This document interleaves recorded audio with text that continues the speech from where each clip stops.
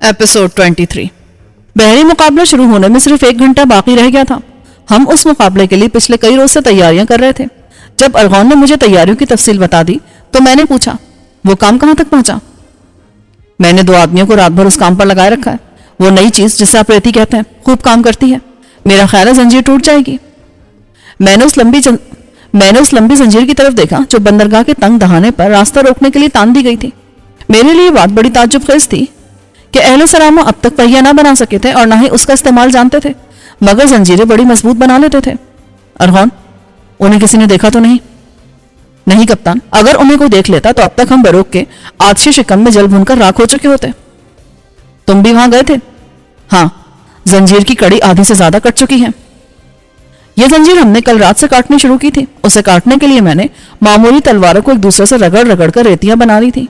जंजीर से परे अरगौनी समंदर फैला हुआ था और उफक पर जर्द कोहर उठ रही थी। मेरे लिए समंदर और कोहर के रंग भी अजूबे की हैसियत रखते थे। अरगौन ने मुझे बताया था कि सलामा के बिलमुकाबिल समंदर के उस पार ममलिकत नमूरनिया वाक़ है जिस पर कालब बरोक हुकूमत करता था। काला बरोक उसे देवता बरोक के नाम की मुताबिकत से कहा जाता था। बरोक देवता जिस कदर रहमतें और बरकतें नाजिल करता था, काला बरोक इतना ही जालिम और सफाक था, इसीलिए उसे काला बरोक कहा जाता था, हालांकि उसका नाम ओटो था। बहरहाल फरार के बाद हमें नमूरनिया का रुख भी नहीं करना था। गुलामों के लिए उस फरार का मकसद आजादी था, मगर मैं ज़ीना और अपने डुप्लीकेट को तलाश करना चाहता था। सिर्फ 3 दिन पहले फीरा की बहरिया के एक अफसर ने बताया था कि बहरी कज़ाकों ने अपनी गिरफ्तारी के बाद इस अमर की तस्दीक की थी कि मेरे हुलिये का एक आदमी उन्हें समंदर में एक तख्ते पर बहता हुआ मिला था। उन्होंने उसे महज इसलिए कत्ल नहीं किया कि उन्हें कोई फायदा ना था, लिहाजा उन्होंने आतशी सरजमीन पर भूखा प्यासा मरने के लिए उसे छोड़ दिया। मैंने अरगौन को रेतियां समंदर में फेंकने का हुक्म देकर दूरबीन आंखों से लगा ली और बादबानी जहाज की तरफ देखने लगा। ये दूरबीन सलामानी लोगों ही की इजाद थी। एक लंबी सी नलकी में आगे पीछे 2 शीशे लगे थे और दरमियानी हिस्से में पानी भर दिया गया था। यही पानी मुहद्दब अदसे का काम देता था। मेरे लिए बात भी हैरत अंगेज थी कि सलामानियों ने दूरबीन तो बना ली मगर पहिया ना बना सके।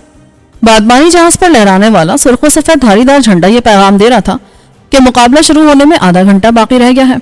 इसका मतलब था कि फीरा और काला बरोक देवता को दी जाने वाली कुर्बानियों की तकरीब से फारिग होकर बंदरगाह की तरफ चल पड़े हैं।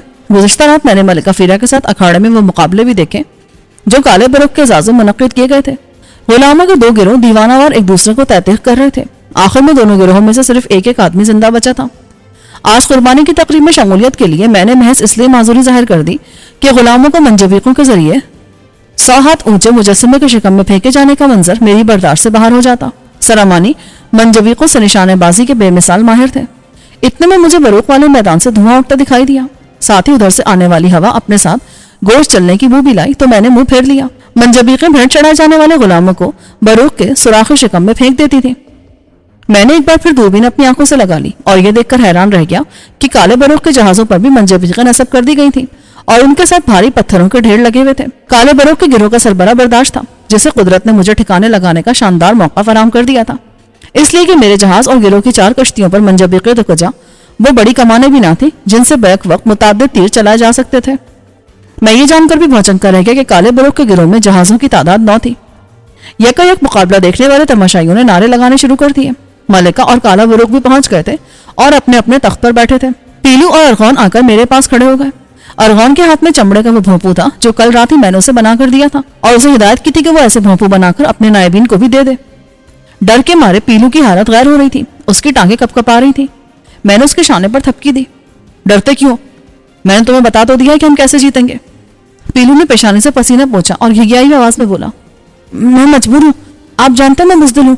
अगर हम जीत गए तो भी मैं मर जाऊंगा।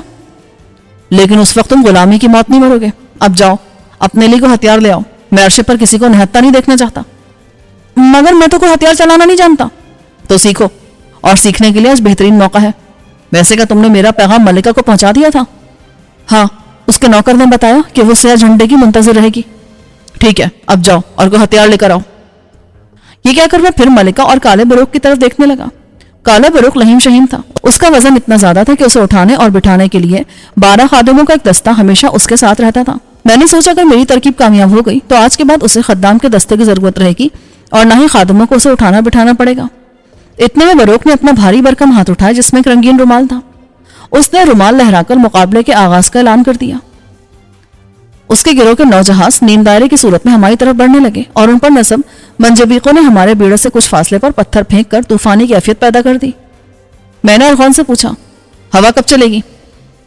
اس نے سمندر سے اٹھنے والے بخارات اور افق پر کوہر کے بادلوں کو دیکھتے ہوئے جواب دیا، فوری طور پر تو ہوا چلنے کا امکان نہیں ہے، 1 یا 2 گھڑیاں بیت جائیں تو شاید ہوا چلنے لگے۔ تو پھر ان احمقوں نے اپنے بادبان کیوں کھول لیے ہیں؟ میں نے کالے بروق کے بیڑے کی طرف اشارہ کرتے ہوئے پوچھا۔ برداشت نے حکم دیا ہوگا، وہ اناڑی ہے، یہ بادبان انہیں مدد دینے کے بجائے الٹا چپو چلانے والوں کی مشقت بڑھا دیں گے۔ ارغون نے بتایا، وہ بلا شبہ تجربے کار ملا تھا۔ میں نے تلوار لہرا کر جوابی اقدام کا اشارہ کیا تو ارغون چرمی بھوبو منہ سے لگا کر اپنے نائبین کو ہدایات دینے لگا۔ ہمارا بیڑا بھی حرکت میں آ گیا۔ چونکہ ہم نے بادبان نہیں کھولے تھے، دوسرے ہمارے بیڑے پر چپو چلانے والے غلام صرف مقابلے میں حصہ لینے کے لیے نہیں بلکہ آزادی کے حصول کی خاطر کام کر رہے تھے، اس لیے انہوں نے جی جان سے زور لگایا اور بیڑے نے بہت جلدی رفتار پکڑ لی۔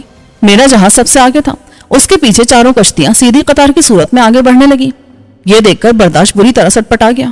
اس کا خیال تھا کہ جس طرح اس نے ایک قوس کی صورت میں اپنے جہازوں کو آگے بڑھایا ہے، اسی طرح میں بھی اپنے مختصر سے بیڑے کو کمان کی شکل میں مقابلے پر لاؤں گا، مگر میں نے اس کی توقعات پر پانی پھیر دیا۔ میں نے ارغون کو اشارہ کیا تو اس نے بھوپو پر ڈھول بجانے کا حکم دیا۔ چند ہی لمحوں میں درمیانی عرصے سے ڈھم ڈھم کی آوازیں آنے لگی اور چپو اس کی لے تال کے ساتھ چلنے لگے۔ پیلو نے بتایا، ڈھول شافران بجا رہا ہے، ڈھول کی لے تیز کراؤ۔ میں نے ارغون سے کہا۔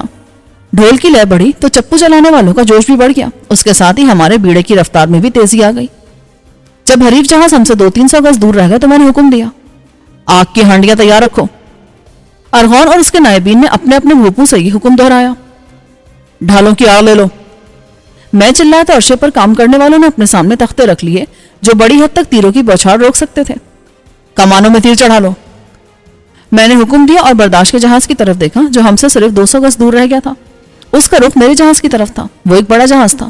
اگر اس کے بادبان نہ کھلے ہوتے تو اس کی رفتار دگنی ہوتی اور وہ میرے جہاز سے ٹکرا کر اسے پاش پاش کر سکتا تھا۔ میں نے دوربین سے دیکھا، چپو چلانے والے غلاموں پر کوڑے برسائے جا رہے تھے۔ اس کے علاوہ برداشت جھنڈوں کے ذریعے ہدایات دے رہا تھا جنہیں سمجھنے میں وقت لگتا تھا، جبکہ میری بھوپو والی ترکیب اس سے کہیں زیادہ تیز اور مؤثر ثابت ہوئی تھی۔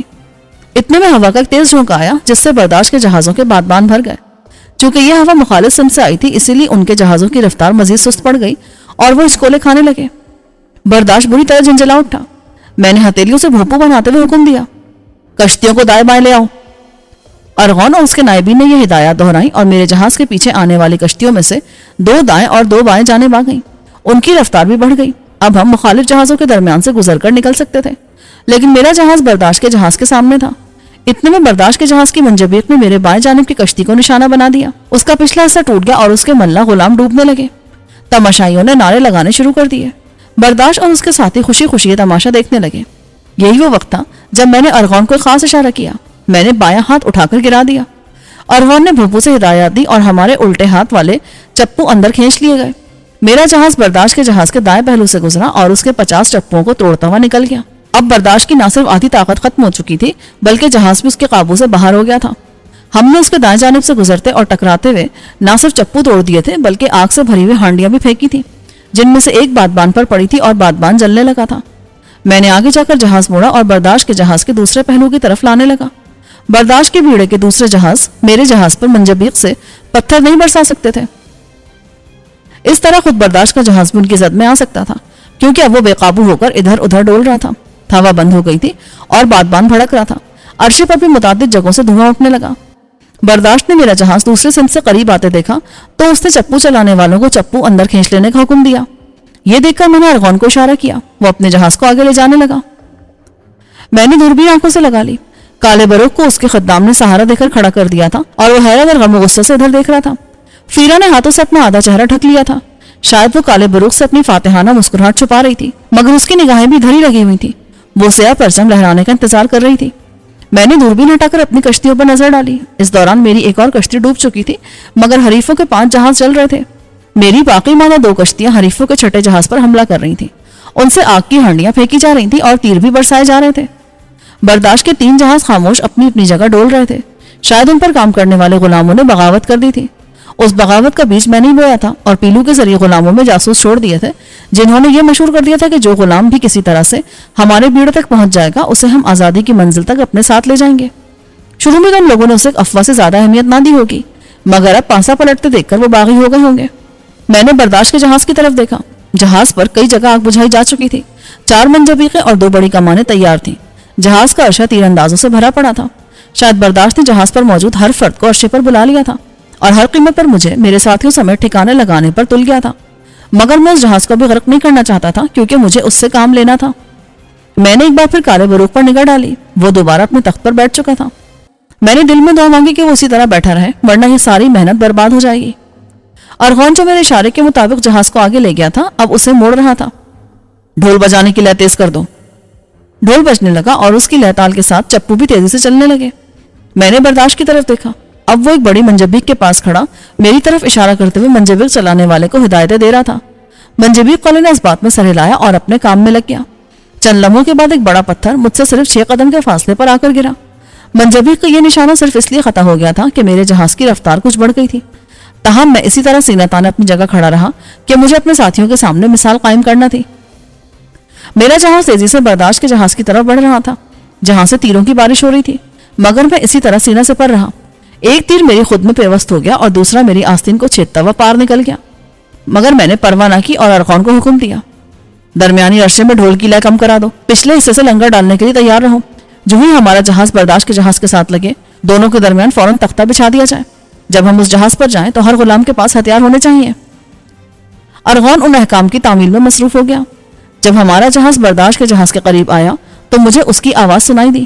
وہ کہہ رہا تھا، ہر آدمی سرفروش کو نشانہ بنانے کی کوشش کرے۔ اس کے ساتھ ہی میری طرف سنسناتے ہوئے تیر آنے لگے۔ ہماری طرف سے بھی جوابی کارروائی ہونے لگی۔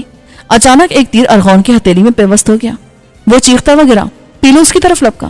میں اپنے ساتھیوں کو ہدایت دینے لگا، لنگر ڈالو اور دونوں جہازوں کے درمیان تختہ باندھو۔ جو ہی جہازوں کے پہلو ایک دوسرے سے ٹکرائے، میرے کچھ ساتھیوں نے بڑی جوانمردی سے برداشت کے جہاز میں رسے ڈال دیے۔ کچھ لوگ تختہ بچھانے اور اسے باندھنے میں مصروف ہو گئے۔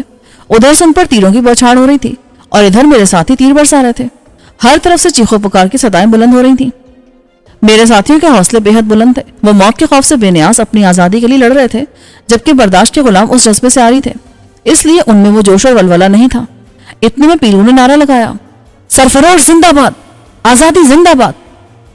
اور پھر ہمارے ساتھیوں کی پرجوش آوازیں اس کی ہمنوا بن گئی۔ میں نے ایک ہاتھ میں تلوار اور دوسرے میں خنجر تھام لیا۔ جو ہی میرے ساتھی تختہ باندھ کر ہٹے، میں نے اس پر قدم رکھ دیا۔ یہ پہل مجھے ہی کرنا تھی تاکہ میرے ساتھی میری تقلید کر سکیں۔ میں جوش میں ڈھال لینا بھی بھول گیا تھا، مگر میرے کسی ساتھی نے میرے سامنے اپنی ڈھال کر دی، جس نے تیروں کی پہلی بوچھاڑ روک دی۔ فتح اور آزادی تمہاری منتظر ہے دوستوں، غلاموں کو مت مارنا مگر مالکوں کو زندہ نہ چھوڑنا، میں نے چیخ کر کہا۔ میرے اس نعرے نے جہاں میرے ساتھیوں کا ولولہ دو چند کر دیا، وہاں برداشت کے غلاموں پر بھی اس کا خاطر خاصر ہوا۔ انہوں نے ہتھیار ڈالنے شروع کر دیے، بلکہ کچھ تو ہمارے شانہ بشانہ لڑنے اور اپنے ہی افسروں کو تحقیق کرنے لگے۔ منجبیق کے افسر کو زندہ گرفتار کر لو، میں نے اپنے ساتھیوں کو حکم دیا۔ انہوں نے اسے زندہ گرفتار کر لیا۔ یہ دیکھ کر میری حیرت کی انتہا نہ رہی کہ پیلو بھی اپنی چھوٹی سی تلوار لیے دیوانہ وار لڑ رہا ہے۔ برداشت کے ایک نائب نے مجھ پر حملہ کرنا چاہا تو پیلو نے اس کی ٹانگوں سے نکل کر اپنی تلوار اس کے سینے میں گھونپ دی۔ تھوڑی دیر کی دس پدس لڑائی کے بعد سارا ہنگامہ ختم ہو گیا۔ میرے ساتھی فرت مسرت سے نعرے لگانے اور ناچنے گانے لگے۔ میں نے عرصے پر پڑی لاشوں پر نظر ڈالی، ان میں برداشت کی لاش نہیں تھی۔ میں نے اس کی تلاش میں ادھر ادھر دیکھا تو وہ مجھے جہاز کے اگلے حصے کی سیڑھی پر کھڑا نظر آیا۔ اس کے ہونٹوں پر شاطرانہ مسکراہٹ تھی۔ میں نے اس کی طرف بڑھنے سے پہلے صورتحال کا جائزہ لینا ضروری سمجھا اور ادھر ادھر نگاہ دوڑائی تو پتہ چلا کہ میرے بیڑے کی باقی ماندہ دونوں کشتیاں بھی غرق ہو چکی ہیں۔ ان 3 جہازوں سے بھی دھواں اٹھ رہا تھا جنہوں نے مقابلے میں حصہ نہیں لیا تھا اور جن پر کام کرنے والے غلام باغی ہو گئے تھے۔ اس طرح پورے سرامانی بحریہ میں سے صرف فیرا ہی واحد کارآمد جہاز بچ گیا تھا، ورنہ باقی سب تباہی کا شکار ہو چکے تھے اور یہ صورتحال میرے فرار کے منصوبے کے حق میں تھی۔ اگرچہ کالے بروق کا جہاز جس میں وہ نمورنیا سے یہاں آیا تھا صحیح و سالم تھا، مگر وہ یہاں سے کافی دور سمندر میں لنگر انداز تھا اور اگر وہ قریب یا بندرگاہ کے اندر ہوتا تب بھی ہمارا تعاقب نہیں کر سکتا تھا۔ یہ جائزہ لینے کے بعد میں نے برداشت کی طرف بڑھتے ہوئے کہا، اب صرف تم سے 2 ہاتھ کرنے باقی ہیں کپتان، تم نیچے آتے ہو یا میں اوپر آؤں؟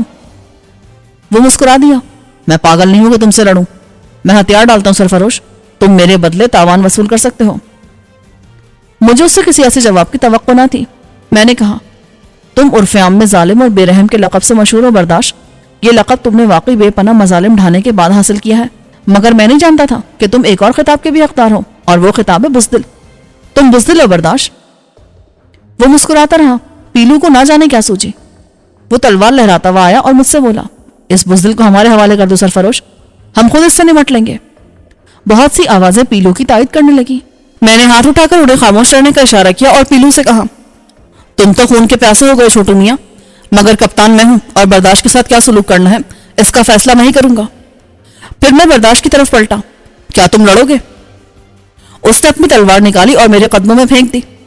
تمہیں میرے قتل سے کوئی فائدہ نہیں پہنچے گا سرفروش، بلکہ اب صرف میں ہی تمہیں ملکہ اور کالے بروق کے عذاب سے بچا سکتا ہوں۔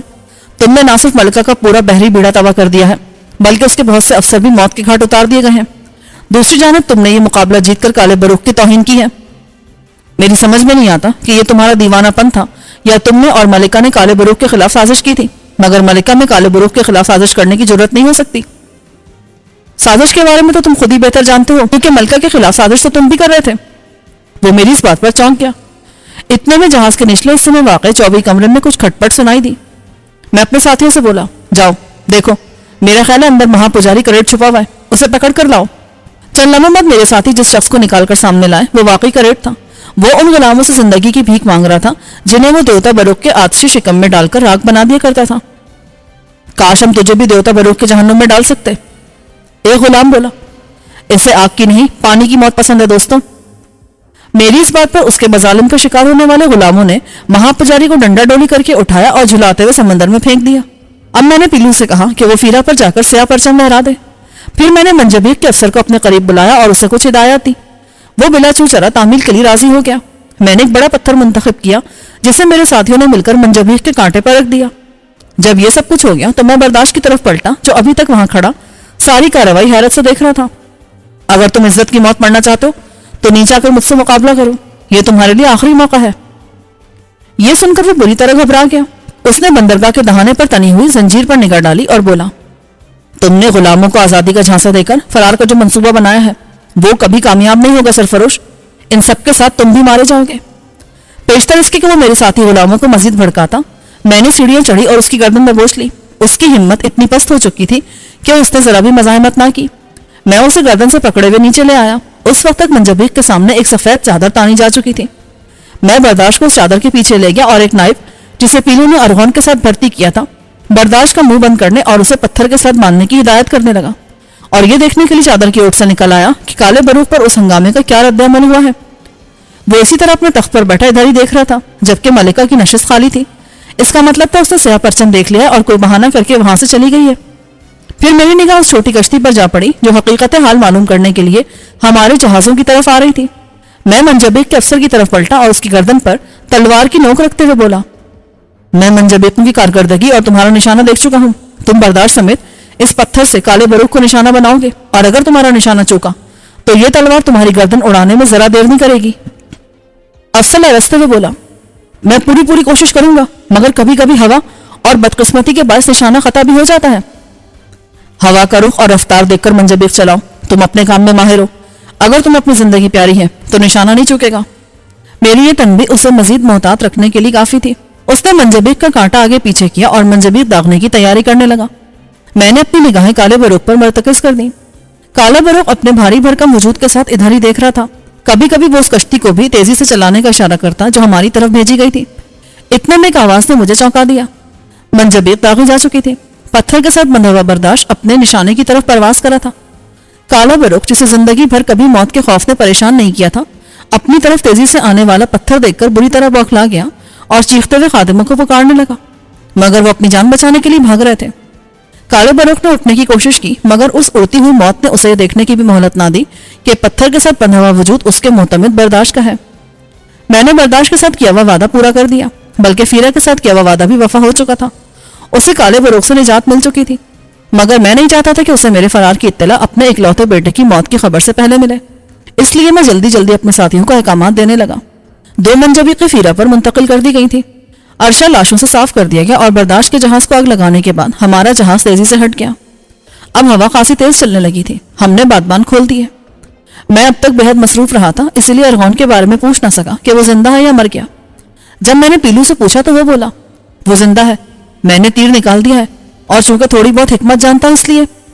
حکمت کی باتیں رہنے دو، اب تم جنگجو بن چکے ہو۔ ہم زنجیر کے قریب آ گئے ہیں، اگر وہ نہ ٹوٹی تو ہمیں لڑتے ہوئے جان دینا پڑے گی۔ مجھے امید ہے اب تم بزدلی نہیں دکھاؤ گے پیلو۔